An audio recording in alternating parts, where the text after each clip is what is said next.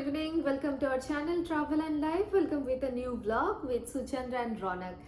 तो आज हम लोग एक नया व्लॉग बनाने वाले हैं और ये vlog completely related with some information. तो आज हम लोग क्या इंफॉर्मेशन देने वाले हैं?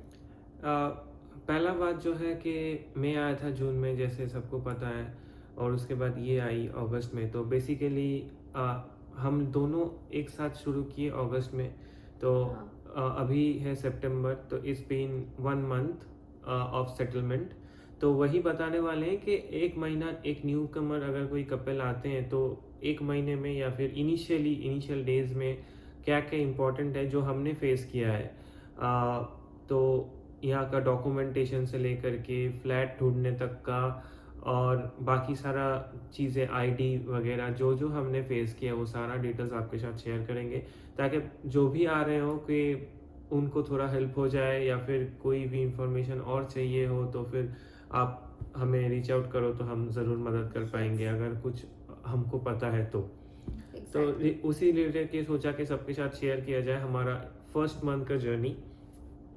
तो पहला बात तो है, जब हम आए थे तो मैं जब आया था बेसिकली उस टाइम पे तो मैं वेट कर रहा था कि कब सुचंद्रा आएगी. तो इसके लिए मैंने कुछ भी घर भी नहीं ढूंढना था, तो मैं वहीं से एक बुकिंग करके आया था. तो वहीं पे मैं रह रहा था. तो बेसिकली वो मेरा इंडिया से बुक किया हुआ था. तो अपार्टमेंट्स बहुत छोटे थे, इन द सेंस कि एक रूम के अंदर आप सोच लो कि 1 बेडरूम बोलते हैं, लेकिन 1 बेडरूम के अंदर किचन बाथरूम सब कुछ था. तो विंडो भी नहीं था. हाँ, तो ऐसा रूम था वो. तो वो मैंने छोड़ के फिर एक उनको रिक्वेस्ट करके और एक रूम चेंज किया. तो वहीं पे था, वहाँ पे एक थोड़ा 1 BHK टाइप सेटिंग था, बैल्कनी भी था छोटा सा एक. तो वहीं पे सुचंद्र आने के बाद क्वारंटाइन करना था उसको, तो वहीं पे हम लोग वो क्वारंटाइन हो गई.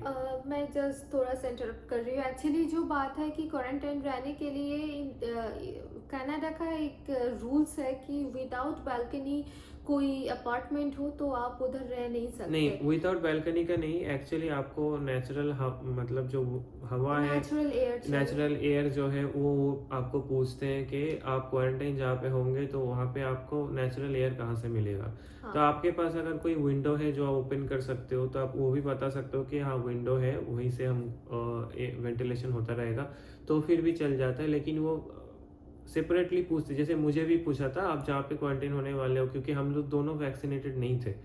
तो इसीलिए मुझे भी पूछा गया था कि आप जहाँ पे क्वारंटाइन होंगे तो वहाँ पे बैल्कनी होगा या फिर विंडो होगा, क्या होगा. तो इस केस में इसीलिए मैंने बैल्कनी ढूंढ के लिया था, ताकि क्वारंटाइन का अगर मेरे टाइम पे फेडरल ऑफिसर्स आए थे इंक्वायरी करने के मैं जहाँ पे रह रहा हूँ, मैं क्वारंटाइन में रह रहा हूँ या नहीं. तो इसके टाइम पे नहीं आए थे, तो मेरे दिमाग पे वो था अगर वो आते हैं तो एटलीस्ट वो सेटअप रहना चाहिए कि कोई फॉल्स पोजीशन पे हम ना आ जाए. और एक बात है कि ज़्यादा से ज़्यादा अपार्टमेंट में जो होता है, जैसे कि रौनक पहले जो अपार्टमेंट में था वो उधर का बिल्कुल भी वेंटिलेशन नहीं था. और बाद में जो हम लोग अपार्टमेंट में शिफ्ट हुए थे, मतलब मैं आने के बाद जहाँ से मैंने स्टार्ट किया उधर भी, इधर का एक्चुअली कनाडा का क्या होता है, विंटर में इतना ज़्यादा स्नोफॉल होता है और इतना ही ज़्यादा ठंडा रहता है. इसी वजह से ज़्यादा अपार्टमेंट या फ्लैट वगैरह जो भी हो, कॉन्डो वॉट, इसका स्ट्रक्चर ऐसे बना हुआ जाता है कि विंडो ज़्यादा आप लोग ओपन नहीं कर सकते. मतलब होगा तो बहुत थोड़ा सा ही ओपन होगा, इससे ज़्यादा ओपन नहीं होगा. तो इसीलिए आइदर 2 BHK, मतलब 2 BHK या फिर एक डाइनिंग स्पेस अलग से और एक बेडरूम अलग से, या फिर एक बालकनी, मतलब रहे तो अच्छा है, नहीं रहे तो भी स्पेस थोड़ा ज़्यादा होना चाहिए ताकि दो लोग थोड़ा अलग अलग रह पाए ये क्वारंटाइन के टाइम पे. तो जो पहला फ्लैट में हुआ था रौनक का, वो बहुत ही छोटा था, बिल्कुल भी वेंटिलेशन नहीं था, और साथ में इतना ही छोटा है कि दो लोगों को रहना थोड़ा बहुत मुश्किल होगा. एडजस्ट करके आप रह सकते हैं लेकिन मुश्किल हो जाएगा. तो अगर इधर का इंस्पेक्टर लोग अगर चेक करने के लिए आए कि आप सच में ऐसा अपार्टमेंट में रह रहे कि नहीं रह रहे, तो आपका थोड़ा बहुत दिक्कत आ सकता है. तो इसीलिए हमने जैसा लिया उसमें एक बैल्कनी था और एक सेपरेटली एक डाइनिंग स्पेस था और एक 1 BHK. हाँ, ये बात सही है कि वो भी बहुत छोटा था, उतना ज़्यादा बड़ा कुछ नहीं था, लेकिन एक डाइनिंग स्पेस अलग से था और एक बेडरूम अलग से था. तो और एक बालकनी था, तो फिर फ्रेश एयर आने का और वेंटिलेशन तो बहुत अच्छे से होने का एक मतलब वो प्रॉब्लम नहीं था, तो वेंटिलेशन भी अच्छे से हो रहा था और दो दो अलग स्पेस था। तो क्वारंटाइन जितना टाइम तक था उतना टाइम के लिए ये बहुत ही इम्पोर्टेंट चीज़ था आपको रहने के लिए। आया था तब एक्चुअली कोई इशू, मतलब तब उस टाइम पे बहुत इशू था। तब जब सुचंद्रा आई थी उस टाइम में भी बहुत इशू चल रहे थे, तो क्वारंटीन एक मैंडेटरी चीज़ था हमारे लिए। तो उसके बाद वो अपार्टमेंट का जो सेटिंग था वो हमने किया। तो उसके बाद हम जब वो आ गई तब हमने वन बाय वन हम अरेंजमेंट करना स्टार्ट किए कि पहला स्टेप था हेल्थ कार्ड। तो जब मतलब फर्स्ट आप आते हो तो आपका पहला चीज़ है कि यहाँ पे जिस प्रोविंस में हम रह जाए, हम ओंटारियो में हैं तो ओंटारियो का हेल्थ कार्ड। तो वही चीज़ मेरे पहले नंबर पे आया कि हेल्थ कार्ड बना लेते हैं। तो जैसे ही हेल्थ कार्ड बनाने गए तो उन जैसे मैं आया था तो जब मैं जहाँ पे रह रहा था बेसिकली तब तक मेरा बैंक स्टेटमेंट आ गया था। मैंने सैलरी अकाउंट था मेरा, तो उसमें मुझे बैंक स्टेटमेंट मिल गया। तो उसमें मेरा एड्रेस था और ऑफिस के जो लेटर होता है उसमें भी मेरा यहाँ का जो एड्रेस था वो मैंने अपडेट कर दिया था, तो मुझे वो एम्प्लॉयमेंट लेटर में मिल गया था। तो वो मेरा एड्रेस प्रूफ के हिसाब से सबमिट हो गया। तो जैसे ही सबमिट हो गया तो हेल्थ कार्ड मुझे मिल गया, कार्ड का नंबर मुझे मिला, लेकिन सुचंद्रा को नहीं मिला क्योंकि उसके नाम का अलग से यहाँ पे कोई एड्रेस प्रूफ चाहिए। तो जो उस टाइम पे उसके पास था नहीं। हाँ, उसका बैंक अकाउंट हमने ओपन किया था, बट हेल्थ कार्ड के लिए जो था कि बैंक का एटलीस्ट एक मंथ का आप क्रेडिट स्टेटमेंट दे दो या फ़ोन का बिल दे दो, वो कुछ भी तभी तक आया नहीं था। तो उसका हुआ नहीं। मुझे मेरा मिल गया लेकिन उसका पेंडिंग था। इधर जो पॉइंट आता है एक्चुअली, आप लोग जब आप लोग कनाडा लैंड करेंगे उसके बाद आप लोगों को रहने के लिए जो जगह अगर आप कोई रेंट पे रहने वाला है, कोई अपार्टमेंट या कहीं पे भी अगर आप लोग रेंट पे रह रहे हैं, तो नॉर्मली जो फर्स्ट टाइम होता है उस टाइम के लिए आपको कोई एग्रीमेंट पेपर वगैरह कुछ नहीं मिलेगा। तो अगर आपके पास कोई एग्रीमेंट पेपर नहीं है तो इसका मतलब आपका इधर का कोई लीगल डॉक्यूमेंट अभी तक नहीं है। तो अगर कोई लीगल डॉक्यूमेंट नहीं है तो इसी वजह से आपको उतना जल्दी हेल्थ कार्ड नहीं मिलेगा।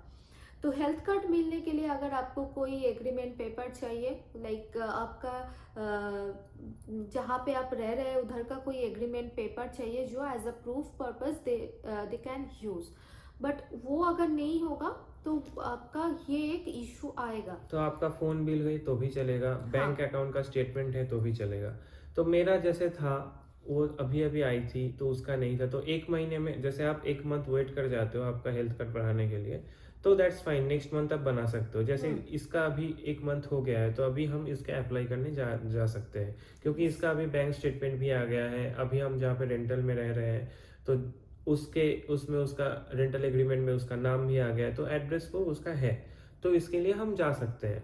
तो ये गया पहला स्टेप, पहला हर्डल था हमारा कि ये हमको पता चला कि एड्रेस प्रूफ बहुत इंपॉर्टेंट, वो छोड़ के नहीं देखे। क्योंकि जैसे होता है कि मेरे सारे डॉक्यूमेंट्स पे उसका नाम है एज अ स्पाउस, बट इनको सेपरेटली एक प्रूफ चाहिए कि वो वहाँ पे रह रही है, उसका अलग से प्रूफ चाहिए क्योंकि उसका परमिट अलग है।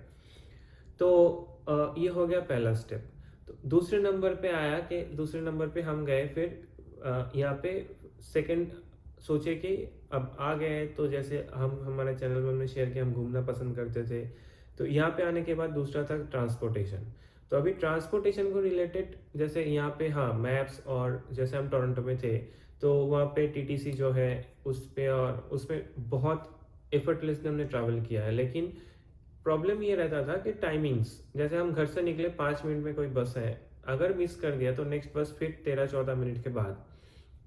तो फिर हमने सोचा कि अभी जाते हैं कि ड्राइविंग का क्या सीन है, कैसे कर सकते हैं। तो वो था हमारे लिए दूसरा इंपॉर्टेंट स्टेप, तो ड्राइविंग का।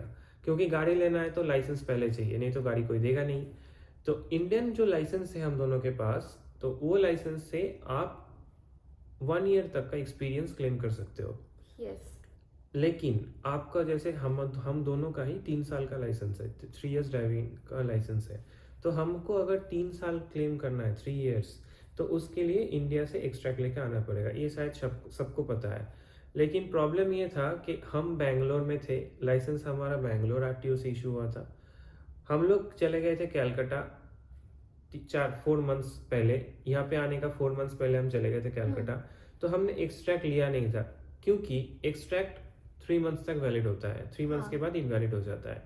तो हमको अगर एक्सट्रैक्ट लेना था तो फिर से हमारा जो आरटीओ था, बैंगलोर आरटीओ, वो उस पर अप्लाई करना पड़ेगा, जो कि पॉसिबल था नहीं क्योंकि हम लोग कलकत्ता से इधर आए थे। तो हमारे पास एक ही ऑप्शन था, ऑनलाइन एक्सट्रैक्ट का अप्लाई करना। तो पहला चीज़ जो मैंने किया था वो दोनों का ऑनलाइन एक्सट्रैक्ट का एप्लीकेशन डालना। तो इसका डाल दिया था, मेरा हुआ नहीं था। एक्सट्रैक्ट का जो सीन था कि मतलब जैसे बैंगलोर आरटीओ में अप्लाई करना पड़ेगा, लेकिन हम दोनों कलकत्ता में थे तो वो हुआ नहीं। तो इधर आने के बाद ऑनलाइन एप्लीकेशन किया, इसका हो गया, ऑनलाइन एप्लीकेशन डाल दिया। 10 रुपीज़ लगता है ऑनलाइन अप्लाई करने में, लेकिन वो इनिशिएट होता है सिस्टम में। उसके बाद कब वो आरटीओ से इशू होगा वो आपके हाथ में नहीं है। हाँ। तो मेरा तो अप्लाई ही हुआ नहीं, कुछ ओटीपी का, कभी कोई फ़ोन नंबर का ये इशू हो रहा था, तो मैंने छोड़ दिया कि एक का आ जाए एक्सट्रैक्ट तो कोई फुल लाइसेंस के लिए जा सकता है। उसके बाद क्या हुआ कि अभी यहाँ पे जैसे बहुत दिन तक ड्राइविंग सेंटर्स बंद थे, टेस्ट सेंटर्स, अभी रिसेंटली ओपन होना चालू हुआ है। तो इसी वजह से वहाँ पे लंबा लाइन लगा हुआ रहता है, जबकि सुबह 7 बजे ओपन होता है, शाम को 5 बजे तक खुला रहता है। फिर भी तो फर्स्ट डे जो मेरे घर के नज़दीक था मैं गया, क्योंकि मैं अपना ड्राइविंग लाइसेंस लेके गया था कि प्रोसेस क्या है मुझे पता करना था कि कैसे हम लाइसेंस मिल सकता है, हमें क्या प्रोसेस है, कैसे। क्योंकि यहाँ पे जितना मैंने सुना था 3 लेवल का लाइसेंस होता है, G1, G2, G। जैसे कि हमारे उधर का मतलब इंडिया का प्रोसेस है कि लर्नर एंड डीएल, लेकिन इधर का 3 टाइप का लाइसेंस होता है। जो हमारे उधर लर्नर बोलते हैं उसको इधर बोलते हैं G1, और जो डीएल होता है वो इधर का होता है G2, और उसके बाद और एक लेवल होता है जो G का होता है, जो अल्टीमेटली लाइसेंस होता है आपको गाड़ी चलाने का। ये फुल लाइसेंस, ऐसा नहीं है कि आप किसी भी तीनों में से कोई एक लाइसेंस आपके पास है आप गाड़ी नहीं चला सकते, आप तीनों में गाड़ी चला सकते हो। डिपेंड करते हैं जीवन जैसे लर्नर होता है तो आपके साथ कोई एक रहना चाहिए जिसका एटलीस्ट 4 इयर्स का जी का लाइसेंस है।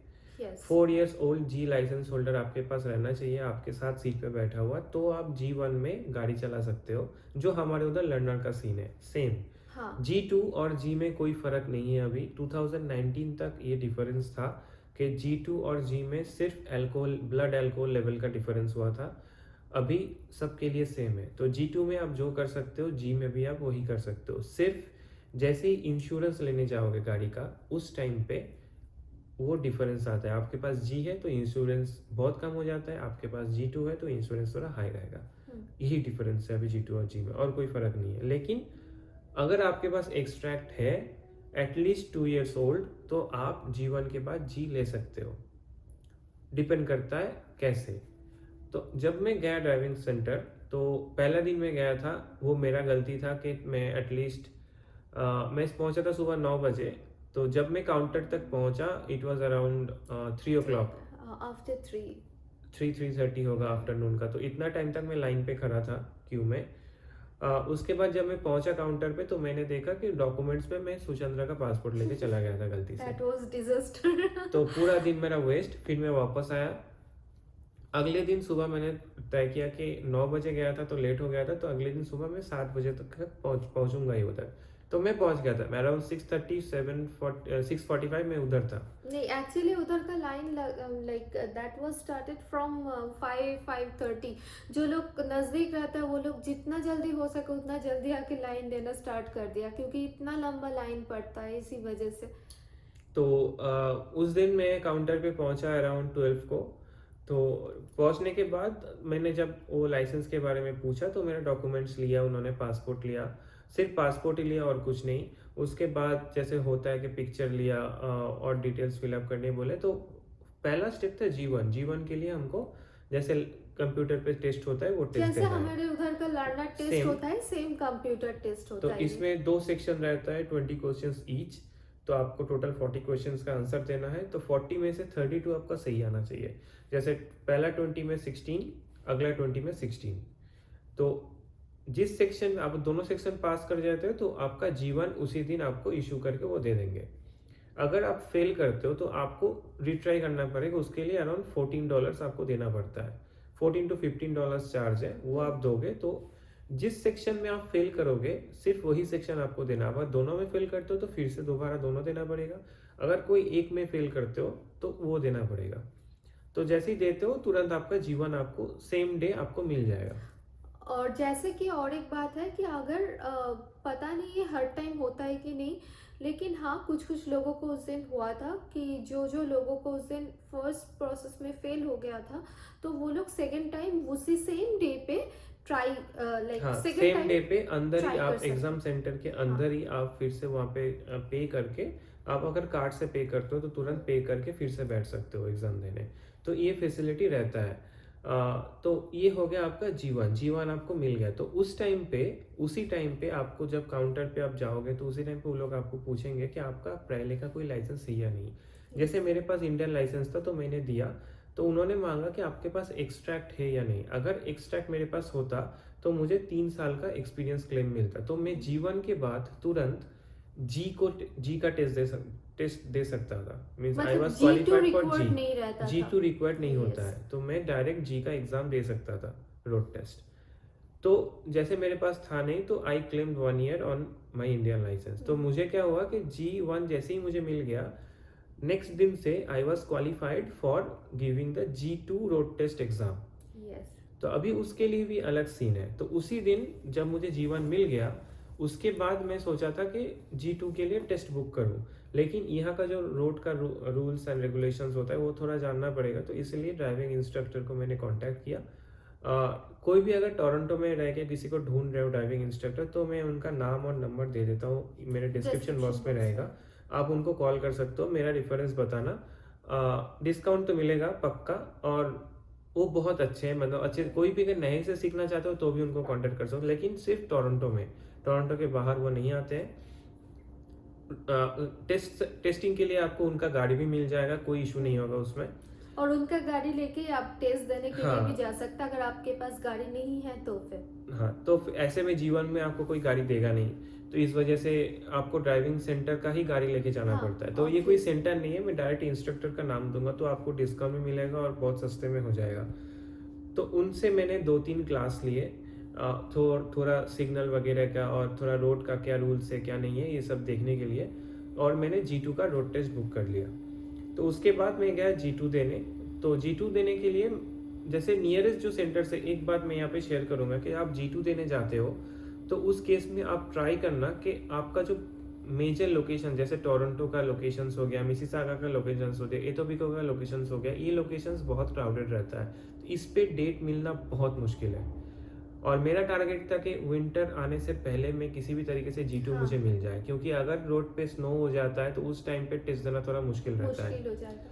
क्योंकि उसमें गाड़ी चलाने का हमारा आदत है नहीं। बहुत स्किड करता है एक्चुअली। और कोई भी जैसे अगर कि पहले स्नो कंडीशन में गाड़ी नहीं चला है तो उनके लिए थोड़ा इशू तो होगा ही। हाँ, नया कंट्री है, नया रूल्स है, तो इस वजह से और मैंने वो इधर का रिस्क लेना रूल्स था। कम्प्लीटली अलग है, ये तो सबसे पहला बात है। इंडिया का रूल्स, इधर का रूल्स कंप्लीट अलग है। तो यहाँ पे वो G2 मैंने बुक किया था बर्लिंगटन में। तो बर्लिंगटन का टेम्पररी सेंटर में मैंने बुक किया था। मैंने बुकिंग करने के साथ साथ भैया को बोल दिया था कि मेरा इस डेट पे में बुकिंग मिल रहा है, मैं ले लूँ या नहीं। तो उनका गाड़ी उस दिन खाली था, उन्होंने बोला अब ले लो। तो मैंने ले लिया था। बर्लिंगटन में टेस्ट मुझे सुबह 9 का मिला था। मैं गया, टेस्ट दिया, उसी दिन हो गया और G2 मुझे मिल गया। तो G2 लाइसेंस इशू हो गया और लाइसेंस का जो फोटो कार्ड है वो विद इन 40 डेज मेरे पास आ जाएगा इस एड्रेस पे। तो ये हो गया दूसरी इंपॉर्टेंट चीज़, लाइसेंस। क्योंकि आपका अगर यहाँ का कोई आईडी चाहिए, जैसे ओंटारियो का हेल्थ कार्ड को बहुत जगह पे वो आईडी प्रूफ के हिसाब से नहीं लेते, तो मेरे पास दूसरा ही ऑप्शन था, वो था ड्राइविंग लाइसेंस। तो ड्राइविंग लाइसेंस यहाँ का दूसरा मेजर पॉइंट है, क्योंकि गाड़ी तो सबको चाहिए होगा यहाँ पे, ये बहुत इमरजेंसी सर्विसेज में आता है कार यहाँ पे। और उसके साथ साथ आपका आईडी प्रूफ एक बन जाएगा यहाँ का। और मैं इधर एक पॉइंट मतलब मैं पॉइंट बताना चाहती हूँ कि अगर आप लोग मतलब कनाडा आने के बाद सब कोई एक प्राइमरी जगह पे रहते हैं, और उसी टाइम जो प्राइमरी के लिए जो जगह रहते हैं वही एड्रेस, अगर उसी टाइम आप लोग ड्राइविंग लाइसेंस के लिए अप्लाई कर रहे हैं तो वो एड्रेस दे देते हैं। लेकिन उसके बाद अगर आपको कोई अच्छा जगह रेंट मिल जाए तो आप लोग शिफ्ट हो जाते हैं, जैसे कि हम लोगों ने शिफ्ट हुआ है। तो ये शिफ्ट होने के बाद आपका एड्रेस भी चेंज हो जाता है। तो उस टाइम मेक श्योर कि आपको वो ड्राइविंग लाइसेंस जब आप अप्लाई किए थे उस टाइम जो एड्रेस दिए, अगर वो अलग एड्रेस हो आप जहाँ पे शिफ्ट हुए हैं, तो वो एड्रेस आपको चेंज करना पड़ेगा।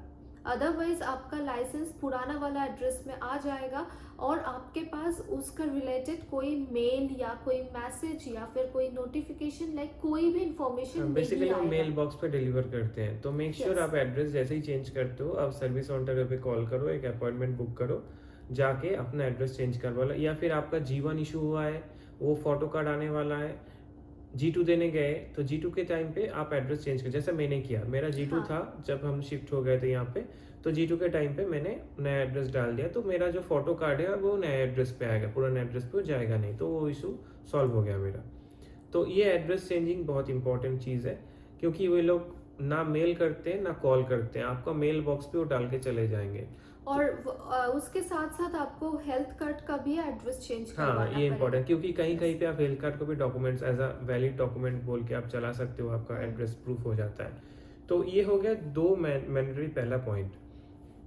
इसके बाद मतलब मेरा G1 हो जाने के बाद तो हम लोग थोड़ा सोचे थे कि अभी थोड़ा देखते हैं कि शिफ्ट करना है। पहला चीज़ आया कि शिफ्ट करना है, अभी नए घर पे जाना है, क्योंकि हम थोड़ा परमानेंट सोच रहे थे कि कहाँ ऐसा जगह पे शिफ्ट हो जहाँ पे हम एटलीस्ट 1-2-3 इयर्स रह सके, जैसे नॉर्मली होगा। हाँ। मतलब जितना दिन तक चाहे रह सके, तब जब तक हम खुद का कुछ नहीं सोच लेते।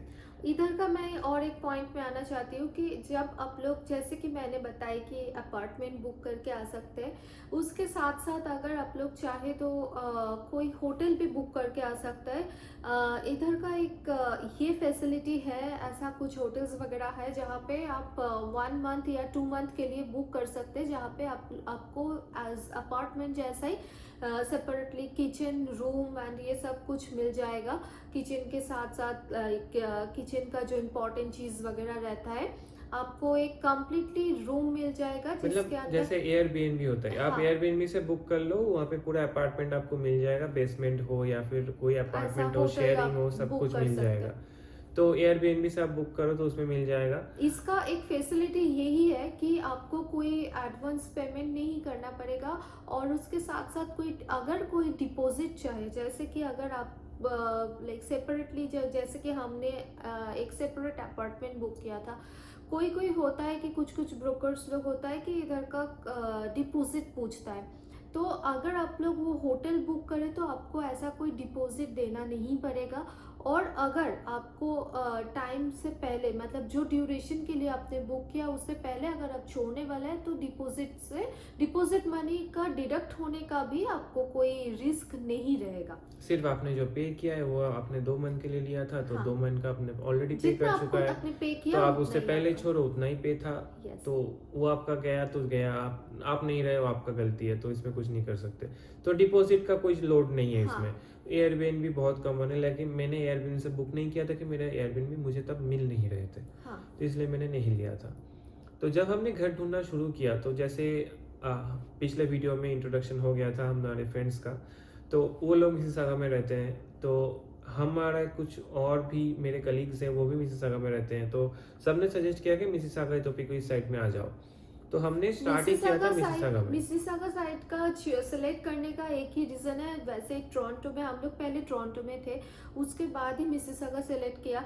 टोरंटो में एक प्रॉब्लम है कि उधर पार्किंग नहीं मिलता है, कोई भी जगह आप जाए तो आपको पार्किंग मिलने का बहुत इशू होगा, और आपको हर जगह का पार्किंग चार्जेस देना पड़ता है, वो भी बहुत एक्सपेंसिव हो जाता है। और मेरा ऑफिस भी मिसिसागा साइड ही है, तो इस वजह से यस। कोई इशू नहीं था।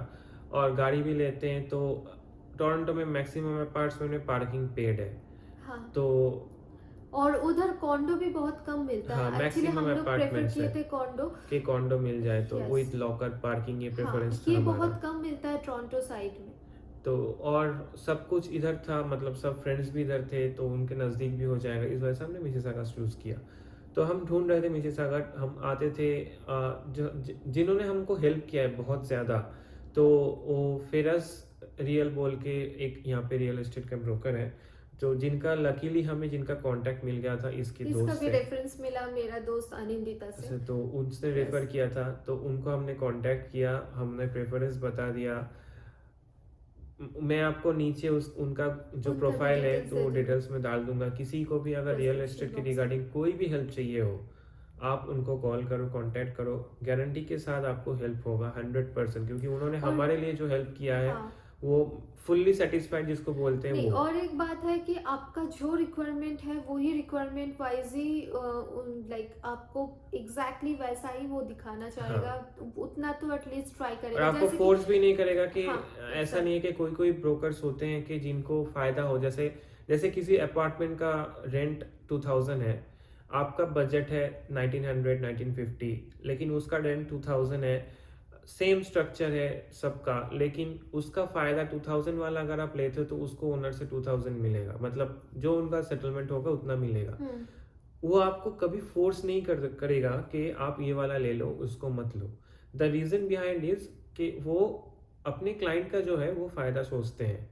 ऐसा नहीं है कि हमारे इंडिया में बैक होम जब हमने बैंगलोर में रेंट लिया था तब हम लोगों ने ये फेस किया था। हम लोग जब ब्रोकर्स के थ्रू जाते थे, हर घर जिन पे उनको फायदा होता था उनमें वो लोग बोलते थे आप यही ले लो, इसमें सब मस्त है।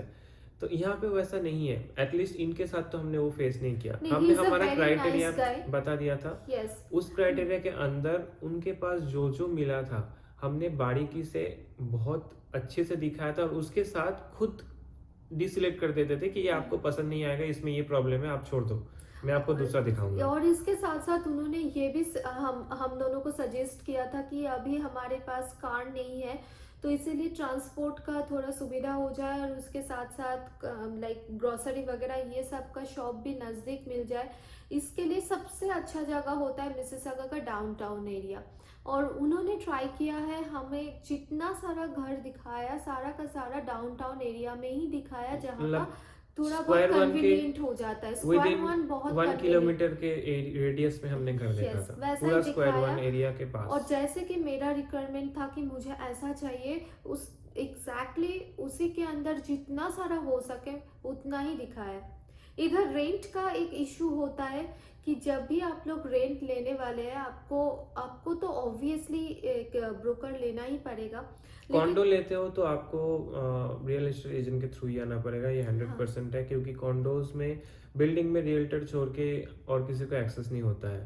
तो यस। आप डायरेक्ट कॉल करोगे, आपको बता देगा कि tell me the contact person of your, tell me the contact name of your agent, तो वो आपको लेना ही पड़ेगा।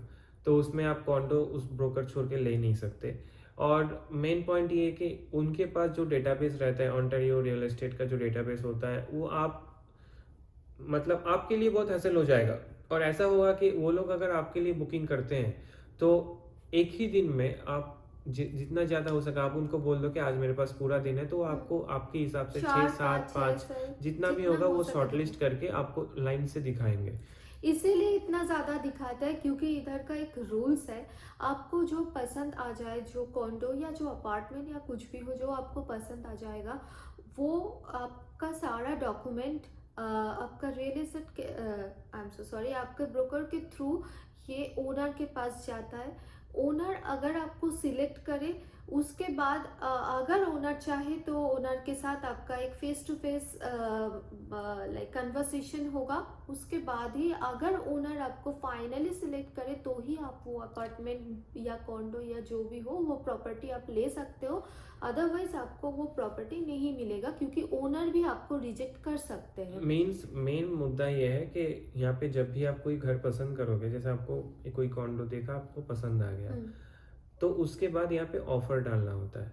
तो ऑफर में आप उन ओनर की तरफ से रेंट हुआ रहता है और क्या क्या इंक्लूडेड है वो रहता है यूटिलिटीज़ में। तो ऑफर में आप जब ऑफर डालते हो तो उसमें आप अपने कंडीशंस ऐड कर सकते हो, जैसे मैं रेंट इतना दूंगा, मुझे यूटिलिटीज़ में ये चाहिए। तो अब उन ओनर के ऊपर होता है कि वो आपको सिलेक्ट करेगा या नहीं। हाँ, मतलब जैसे ओनर एक साथ 3-4 लोगों ने ऑफर डाला, तो अभी उनके ऊपर है कि वो किसको सिलेक्ट। इसके साथ यस साथ बहुत सारा चीज़ है, जॉब प्रोफाइल्स, क्रेडिट रेटिंग्स, बहुत कुछ यस, ओनर के ऊपर होता है, वो आपका क्या चेक करेगा। ये क्रेडिट रेटिंग एक बहुत ही इम्पोर्टेंट पार्ट है जो हम लोग एकदम बाद में आते हैं। ये चीज़ बहुत हाँ, इम्पोर्टेंट होता है अभी ये कनाडा के लिए। तो एक्चुअली यूएस कनाडा जो भी हो, तो यहाँ पे हाँ, क्रेडिट स्कोर बहुत बहुत इंपॉर्टेंट होता है। ये इम्पोर्टेंट शायद चीज़ होता सबको है। पता रहेगा, लेकिन मुझे भी पता होने के बावजूद मैंने वो शुरू नहीं किया था, तो इशू हो गया था मेरे मेरे को। तो जैसे घर सिलेक्ट कर लिया आपने, मैंने हम लोगों ने तो कम से कम कितना देखा था, 10-15 घर देख लिए होंगे। हाँ, उसके बाद हमारे बजट में एक घर पसंद आया, 1 या 2 पसंद आया था, ओनर ने रिजेक्ट कर दिया। उसके बाद हम थोड़ा बैठ गए, तो सोचे कि कुछ दिन बाद ट्राई करते हैं फिर से। फिर कुछ दिन बाद ट्राई करना स्टार्ट किया, तो एक घर पसंद आया, ऑफर भी डाला और ओनर ने एक्सेप्ट कर लिया। यस, तो उसके बाद हमको घर मिल गया। तो बहुत अच्छा घर मिला फाइनली है। वो घर का लकीली। पूरा वीडियो हम अलग से नेक्स्ट शेयर वीडियो करें, जो नेक्स्ट आ वीडियो, रहा है हाँ। वो हमारा घर का होम टूर पूरा का ये वीडियो होगा। शेयर करेंगे आपके साथ, लोकेशन क्या है, कहाँ पे, सब सब डाल देंगे उसमें आपको पूरा डिटेल्स। तो घर मिलने के बाद यहाँ पे 2 मंथ का आपको ये देना पड़ता है एडवांस, एक है फर्स्ट मंथ, एक है लास्ट मंथ, वो स्टैंडर्ड प्रोसेस है। तो और यूटिलिटीज़ का जो है कनेक्शन आपके नाम पे ट्रांसफ़र होगा, ये पूरा प्रोसेस हैंड ओवर वो सब इंक्लूडेड होता है उसमें। तो इसके बाद आपका मतलब जैसे आप घर ले लिए, तो आप कोशिश करो कि आप यहाँ पे आने के बाद एटलीस्ट 2 मंथ्स या 1 मंथ टाइम ले लो कि 2 मंथ में कहीं पे रहूँगा, मेरा जुगाड़ है 2 मंथ्स 3 मंथ्स रहने का, उसके बाद मैं घर सर्च करूँगा। इससे क्या बेनिफिट होता है कि आप वो 2-3 महीने में आपको घर ढूँढने का भी जगह अंडरस्टैंड करके कहाँ पे लेना है, क्या लेना है, तो उसका थोड़ा टाइम मिल जाएगा। और आप अगर 2-3 महीने रह जाते हो, तो उसमें आपका क्रेडिट रेटिंग भी थोड़ा, अगर आप उस हिसाब से चलो तो आपका क्रेडिट स्कोर भी बन सकता है, तो उससे आपको बाकी चीज़ों में भी हेल्प हो सकता है। क्योंकि यहाँ पे तुरंत आने के बाद आप घर ढूँढना स्टार्ट करोगे, तो ऐसा होगा कि जल्दबाज़ी में कहीं और ले लिए। यस, तो ये सिलेक्शन आप 2-3 महीना हाथ में लेके आओ, 2-3 महीना कोई टेम्पोरेरी जगह भी बुक कर लो, एयरबीएनबी बुक कर लो, वहाँ पे रह लो। लेकिन कोशिश ये करिएगा कि कोई ज़्यादा सामान ना बना ले, जैसे किचन का हो हाँ, गया, या फिर जैसे आप अगर एयरबीएनबी से लेते हो तो आपको सब कुछ मिलेगा, तो आपको कुछ खरीदने का ज़रूरत ही नहीं है।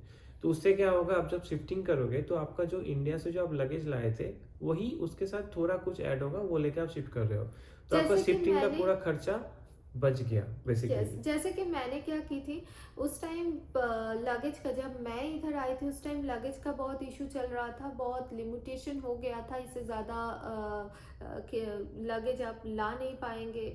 तो इस वजह से मैंने जब इंडिया से आई उस टाइम मैंने किचन का कुछ भी नहीं ला पाई। वैसे नॉर्मल फर्नीचर तो ऑब्वियसली नहीं ले पाएंगे, ये तो नॉर्मल है, लेकिन किचन का कुछ कुछ सामान लोग लाते हैं, कुछ कुछ लाइक बर्तन वगैरह, तो मैंने कुछ नहीं ला पाई। कुछ नॉर्मल इंडियन वाला मसाला मैं लाई थी, बस इतना ही था। तो इधर आने के बाद मुझे सब कुछ खरीदना पड़ा। लेकिन जितना दिन तक हम लोग अपार्टमेंट में थे उतना दिन के लिए मैंने ये ट्राई की थी, उधर हम दोनों लाइक 1 मंथ से ज़्यादा ही थे आई हाँ। गेस। तो उतना टाइम तक मैंने किसी भी हालत में कोशिश की थी कि कोई भी ना सामान खरीदना पड़े, क्योंकि अगर आप बनाएंगे तो आपको वो सारा चीज़ जो अपना खुद का होगा वो सारा चीज़ आपको लेके शिफ्ट होना और पड़ेगा क्या इशू जो। था कि यू हॉल, आपको जो यू हॉल का यहाँ पे गाड़ी होता है, जो ट्रक्स होते हैं, वो आप लेते हो, आप खुद चला सकते हो। हाँ, और आपके पास कोई आप दोस्त सारा है तो वो पैकिंग चला आपको सकते हो, खुद का पैकिंग आपको करना खुद को पड़ेगा। करना पड़ेगा। इधर कोई पैकर्स मूवर्स का है, फैसिलिटी नहीं नहीं है, है। लेकिन चार्जेस हाई है, तो इस हाँ, वजह से इसीलिए खुद लोग करो तो नहीं बेटर है। रहते हैं। इसीलिए आपको खुद को ही करना पड़ेगा, वो एक अलग से हेडेक हो जाता है, और साथ में आपको ये शिफ्टिंग का बहुत ही बर्डन लेना पड़ेगा। इससे अच्छा मैं सजेस्ट करूँगी जो मैंने खुद की थी, कि मैंने कोई भी चीज़ का ज़्यादा नहीं किया, जितना सा मैंने कलकत्ता से लाई थी उतना ही मैंने अपने पास रखी। और बहुत ही इम्पोर्टेंट के लिए शायद मैंने बस एक झाड़ू ले लिया था जो मुझे बस रोज के लिए चाहिए था, हल्का फुल्का सा एक प्लास्टिक का, बस इतना ही। इसके अलावा हमारे पास वो हमारा सूटकेस और खाने का सामान के अलावा और कुछ भी चीज़ नहीं था जो मुझे शिफ्टिंग के लिए लेने, मतलब अलग से मुझे हेडेक लेना पड़े। पास खाली हमारा अपना सूटकेस के अलावा बस थोड़ा बहुत खाने का जो सामान था वो ही था, इससे ज़्यादा और कुछ भी नहीं था। इसीलिए रौनक ने एक एक्स्ट्रा लार्ज उबेर बुक किया, और वो उबेर में हमारा सारा सूटकेस आ गया, लेकिन हाँ, और भी जगह था, लेकिन हम दोनों को समझ में नहीं आया था। वो लोग एक्चुअली वेटिंग के लिए भी अलग से चार्ज लेता है, तो और ज़्यादा जो थोड़ा बहुत 1, 2, 3 बैग था जिसमें हमारा खाने का सामान था, वो हमने लोड नहीं कर पाए। तो इसी वजह से वो मेरा फ्रेंड का हस्बैंड ने भी बहुत हेल्प किया। उन्होंने आके फिर बाकी का जो 1-2 बैग था वो हम लोगों को शिफ्ट करवा दिया बहुत अच्छे तरीके से। लेकिन हाँ, अगर आप लोग एक्स्ट्रा लार्ज यूबे ले लेंगे तो इधर आपका अगर लाइक बड़ा 8 ट्रॉली, साथ में 2-3 बैग वगैरह, इतना सामान तो आराम से आ ही जाएगा। हाँ, जैसे मेरे पास मैंने शिफ्ट किया था तब मैं उबर से आया था, तो 4 म, लार्ज लगेज था। मैं 4 बड़ा ट्रॉली उसके साथ साथ 1 या 2 छोटा ट्रॉली लेके आया था। हाँ, बाकी जो भी सामान था, ग्रोसरीज वगैरह, बैग्स, वो सब वो डिब्बों के कार में आ सेकंड गया। टाइम जाके पूरा सेट करके फिर लाए, फिर ऊपर उठाए। अगर चाहे तो आप एक्स्ट्रा लार्ज उबर में भी इतना सारा ले ही ले हाँ, सकते ले हैं, सकते उतना हैं। जगह रहता है। उतना जगह रहता हाँ। है, आप ले सकते। मैं और भी चाहता तो मैं और भी सामान ला सकता, लेकिन मैं हम्म। अकेला आया था। हम्म। क्योंकि कुछ सामान था तो इसको नहीं, सुचंद्र को घर पे एक्चुअली रहना था। हमारा उतना अंदाजा नहीं था कि कितना जगह होगा, तो मैं हम दोनों को लगा कि शायद पूरा नहीं आएगा, इसलिए मैं उधर रुक गई थी कुछ सामान लेके, ताकि ये लोग नया फ्लैट में जो आ रहा है, मतलब पुराना वाला सामान रख के फिर से वापस उधर जाएगा टोरंटो में, और बाकी का सामान लेके एक बार में दिब्बों के कार पे हम लोग आ जाएंगे, इसीलिए मैं उधर रुक गई थी। लेकिन बाद में पता चला कि नहीं, सारा का सारा हो जाता है, जितना जगह रहता है आराम से हो जाता है। तो शिफ्टिंग के लिए हमने ऐसे अरेंज कर लिया था, क्योंकि हमारे पास सामान था नहीं। वैसे जिसके पास सामान होता है वो यू हॉल बुक कर लो, ड्राइवर के साथ भी आता है, ड्राइवर छोड़ के भी आता है। यू हॉल बुक कर लो, ईजीएस्ट है, पूरा ट्रक आपको मिल जाएगा, आप सामान लोड करो फिर यहाँ पे लेके चले आओ, कोई प्रॉब्लम नहीं है। तो घर मिल गया, ये एक सेटिस्फैक्शन था कि चलो एक जगह पे घर तो मिल गया, अभी सेट कर सकते हैं सब कुछ। तो तीसरा इम्पॉर्टेंट चीज़ तो हमारा हो गया। अभी फोर्थ इम्पॉर्टेंट चीज़ था कि जो हमको पता नहीं था, वो था क्रेडिट स्कोर। तो ये इसीलिए पता नहीं था क्योंकि क्रेडिट स्कोर का यहाँ पे उतना इम्पोर्टेंस मुझे समझ में नहीं आया था। तो जब मैं आया था उसके बाद सैलरी अकाउंट ओपन किया, क्रेडिट कार्ड मिला, मैं यूज़ नहीं किया उसको। तो जब सुचंद्रा आई उसके टाइम से यूज़ होना चालू हुआ, तो जस्ट 1 महीना हुआ है यूज़ होते हुए। तो यहाँ पे क्रेडिट स्कोर से ज़्यादा इंपॉर्टेंट होता है आपका credit profile. Credit profile in the sense आपका जितना टाइम तक आपका क्रेडिट प्रोफाइल ओपन है, उनका उनका उतना ट्रस्टवर्दीनेस बढ़ता है। तो आपको उतना आप जहाँ पे भी जाते हैं आपका बैकग्राउंड वेरिफिकेशन होता है, तो क्रेडिट प्रोफाइल ही वो चेक करते हैं। गाड़ी खरीदने जाओगे फिर भी क्रेडिट प्रोफाइल चेक होगा, सब में वही केस है। इवन अगर आप लोग रेंट लेने भी जाओगे तो भी आपको तो भी क्रेडिट कभी कभी प्रोफाइल ओनर भी लोग चेक क्रेडिट होता है। प्रोफाइल, क्रेडिट हाँ। स्कोर चेक करते हैं आपका क्रेडिट स्कोर कितना है। तो क्रेडिट स्कोर से ज़्यादा इंपॉर्टेंट होता है क्रेडिट प्रोफाइल आपका कितना पुराना है।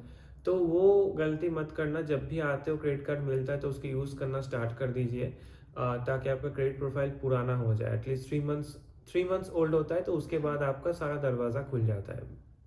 तो वो मैंने फेस किया था, तो इसलिए मैं आपके साथ शेयर कर लिया। तो अभी मतलब जैसे इनिशियल 1 मंथ के बाद थोड़ा हम नए घर पे शिफ्ट होके अभी थोड़ा सामान वामान लेके थोड़ा सेटल हुए हैं।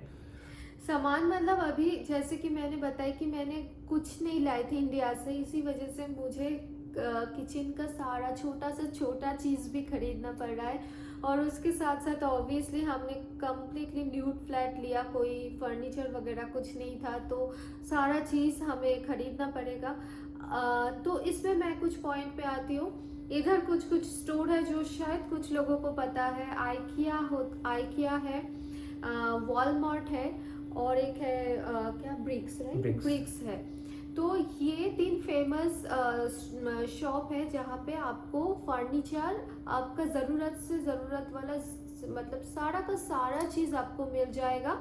वॉलमार्ट में आपको मंथली का सारा सामान मिल जाएगा, साथ में सब्जी वगैरह अगर चाहे तो सब कुछ आपको मिल जाएगा। लेकिन हाँ, आइकिया और ब्रिक्स, ये 2 जगह आपको फर्नीचर वगैरह सब कुछ मिल जाएगा। वॉलमार्ट में भी आपको आइकिया में प्रेफर करूंगा, क्योंकि आइकिया में आपके रेंज के हिसाब से हर तरीके का सामान हाँ, मिलता मैं है, वो तो पॉइंट पे आ रही थी। वो इसीलिए फेमस है। एग्जैक्टली तो क्या होता है कि आपको जो मैं बोल रही थी कि वॉलमार्ट में आपको फर्नीचर भी मिलेगा, साथ में आपका मंथली का सामान वगैरह सब्जी सब कुछ मिल जाएगा। आइकिया में आपको फर्नीचर वगैरह और साथ में किचन का सारा सामान आपको मिल जाएगा। एंड ब्रिक्स में आपको फर्नीचर जितना सारा चाहिए मिल जाएगा। आइकिया और ब्रिक्स में एक फ़र्क है।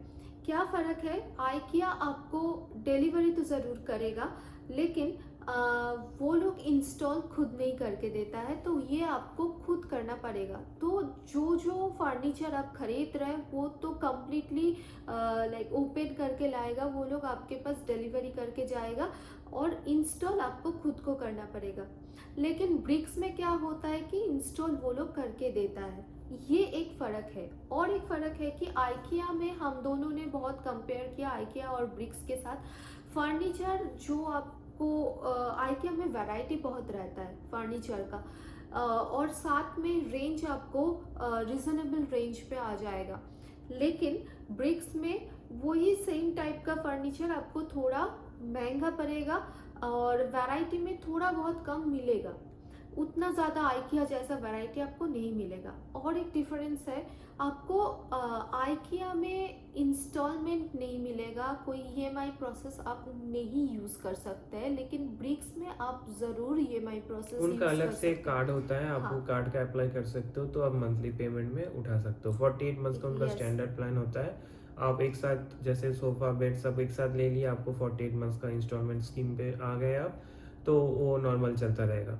तो ये फैसिलिटी ब्रिक्स में है, जो ये आइकिया में नहीं। आइकिया पे आप हाँ, क्रेडिट कार्ड पे लेते हो तो क्रेडिट कार्ड को ईएमआई में कन्वर्ट कर सकते हो, एग्जैक्टली। नॉर्मल जैसे हम लोग करते हैं वो कर सकते हैं। लेकिन आइकिया प्रेफरेबल इसलिए है क्योंकि वैरायटी बहुत है हाँ, और रेंजेस सही है, अगर रिजनेबल में आप आता है। खुद इंस्टॉल का लाइक रिस्पॉन्सिबिलिटी ले सकते हैं, तो हम लोग सजेस्ट करेंगे कि आइकिया में ही जाना चाहिए, क्योंकि उधर वैरायटी बहुत अच्छा रहता है और साथ में ज़रूर रिजनेबल रेंज में ही रहता और है। आइकिया से आप अगर लेते हो तो उनका डिलीवरी ज़रूर है, लेकिन डिलीवरी का फ्लैट रेट है $49। तो आप अगर डिलीवरी करवाते हो तो आपको बहुत सारा सामान एक साथ ले लो, उनका फ्लैट रेट है हाँ, $49। कितना भी सामान आप लोड करवा दो, एक बार में $49 डिलीवरी कर देगा। एक बार में डिलीवरी करेगा। नहीं तो खुद का गाड़ी हो या फिर गाड़ी रेंट करके जा सकते हैं, कि एक दोस्त का गाड़ी हो वो लेके जाओ, गाड़ी में माल लोड करो, लेके आ जाओ। क्योंकि आइकिया का लोकेशंस बहुत दूर दूर है, तो जाके आना भी एक इशू है। तो अब बहुत बस इशू है। बस से और टीटीसी से ये सब से नहीं ला सकते, हम्म। तो आपको गाड़ी चाहिए। तो गाड़ी अगर चाहिए तो यही दो ऑप्शन है, या फिर उबर एक्सेल फिर से बुक करो, उस पर डालो, डाल के लेके आओ। तो ये ऑप्शंस है। तो हमने उसी से थोड़ा अरेंजमेंट करके ये सब किया था। और हमने इधर का कुछ इंडियन स्टोर भी था जहाँ पे फर्नीचर वगैरह के साथ साथ मैट्रेस, क्योंकि हमारा मैट्रेस का एक इशू होता है, तो वो सब दुकान के साथ भी हम लोगों ने कंपेयर किया। तो हाँ, ये बात तो सही है कि आइकिया में आपको वैरायटी बहुत ज़्यादा मिलेगा, वो सब स्टोर के साथ भी अगर आप कंपेयर करें तो। और रेंज भी जो मैंने पहले भी बताई कि बहुत रिजनेबल रेंज पे आपको आ जाएगा। हाँ, तो ये था हमारा 1 महीने का जर्नी अब तक का। तो नेक्स्ट वीडियो में आपको फ्लैट मतलब अपार्टमेंट का पूरा टूर हम ज़रूर दिखाएंगे। हाँ, और हाउस वार्मिंग का भी थोड़ा, एक उसका भी नया एक वो अलग भी एक वीडियो आ अलग रहा सा है, ब्लॉग आएगा। ब्लॉग आ रहा है बहुत जल्दी, वो भी हमने किया था। तो बस मैंने ज़्यादा कुछ नहीं कर पाई, क्योंकि समझ ही रहे आप लोग, इतना सारा कंटिन्यू जा रहा है, तो जैसे कि मैंने बताई छोटा से छोटा चीज़ भी मुझे खरीदना पड़ रहा है, तो इसी वजह से बस अभी तक के लिए जितना सा मतलब हमारा बहुत नॉमिनल चीज़ के साथ ही हमने अभी अपना दोनों का एक छोटा सा बस संचार जो बोलते हैं वो एक बसा लिया, तो उसका ही हम लोग शेयर करेंगे। ऑलरेडी मैंने वीडियो बना लिया है, तो वो बहुत जल्दी हम लोग लाने वाले हैं हमारा ये अभी का स्टार्टिंग होम टूर का। तो बस इतना ही इंफॉर्मेशन देना था अभी, और कुछ तो पता नहीं है। धीरे धीरे हम लोगों को भी शायद पता चलेगा, अगर और कुछ इम्पोर्टेंट चीज़ रहे तो। अब तुम्हें कुछ और इन्फॉर्मेशन शेयर नहीं, करना है? और अब आज के लिए इतना ही। और नेक्स्ट वीडियो में हमारा हाउस टूर और फिर हाउस वार्मिंग हम शेयर करेंगे। और उसके बाद जो भी जैसे हम चलते हैं नॉर्मली, तो उसके यस। बाद आपके साथ फिर से एक के बाद एक तो आता ही रहेगा। अभी तो विंटर भी आ रहा है, हाँ, तो जैसे-जैसे हम यहाँ पे नए-नए चीज़ देखेंगे, जानेंगे, सब कुछ आप आपके लोगों के साथ साथ भी शेयर शेयर करेंगे। करेंगे।